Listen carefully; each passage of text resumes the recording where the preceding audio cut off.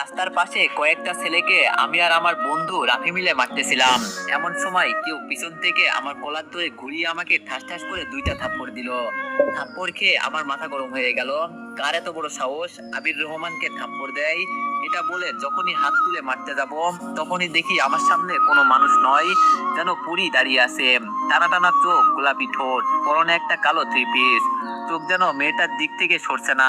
আমি মেয়েটার দিকে একদিনে তাকিয়ে আছি, আর এইদিকে মেয়েটা কি যেন বলতেছে, কিন্তু তার কথা আমার কান দিয়ে যাচ্ছে না।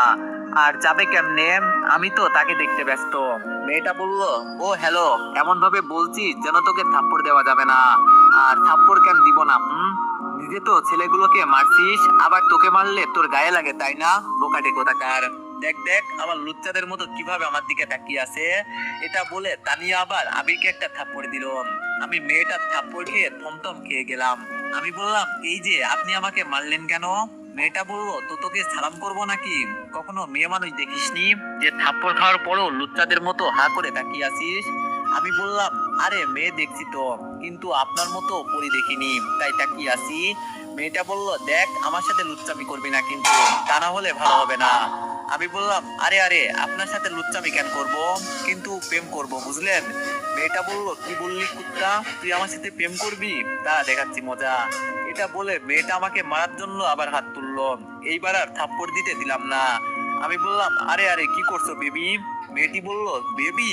আমি বললাম, আরে বেবি কুল কুল, এই হাতটা গালে থাপ্পড় দেওয়ার জন্য না, এই হাতটা আদর করার জন্য, বুঝলে জানো? আমার কথা শুনে মেয়েটা রেগে আগুন হয়ে গেল। তার রাগান্বিত চেহারা দেখলে চোখ ফেরানো যাবে না। মেয়েটা রাখতেই নাকটা ফুলে লাল হয়ে গেল। মেয়েটা জোর করে আমার থেকে হাত ছাড়িয়ে বলতে লাগলো, ক্লাসের সময় হয়ে আসছে, তাই তোকে ছেড়ে দিলাম, তা নয়তো এই তানিয়া কি জিনিস দেখিয়ে দিতাম। এটা বলে মেয়েটা রেগে গজগজ করে চলে যেতে লাগলো। আর আমি তার চলে যাওয়ার দিকে তাকিয়ে বললাম, তানিয়া সুন্দর নাম। এটা বলতেই রাফি দৌড়ে এসে বলতে লাগলো, দোষ, ছেলেগুলো পালিয়েছে, ধরতে পারিনি, সব ওই মেয়েটার দোষ। মেয়েটাকে পেলে আমি ছাড়বো না, ওর জন্য হারামজাদা গুলো পালিয়েছে। আমি মেয়েটা চলে যাওয়ার দিকে তাকিয়ে আর মনে বললাম, কোন ছেলেগুলোর কথা বলছিলি রে তুই? রাফি আমার মুখে এমন কথা শুনে আমার তাকানো অনুসরণ করে দেখে মেয়েটা চলে যাচ্ছে। রাফি বলল, দোস্ত মেয়েটা চলে যাচ্ছে, থামা ওকে। ওই মেয়েকে তো আমি, এটা বলে যেই না রাফি মেয়েটার দিকে যাবে, তখনই আমি রাফির হাত ধরে বললাম, থাক ভাই, আর কষ্ট করতে হবে না, ক্লাসে চল, দেরি হয়ে যাচ্ছে। রাফি বলল, কিন্তু মামা ওই মেয়েটা। আমি বললাম, তোকে বলছি না একবার ওইসব বাদ দে, মানে বাদ দে, আজ আমার কলেজের প্রথম দিন, ক্লাসে দেরি করলে হবে না। রাফি বলল, চল। এটা বলে দুইজন কলেজে ঢুকে ক্লাসের দিকে যেতে লাগলাম। আমরা ক্লাসে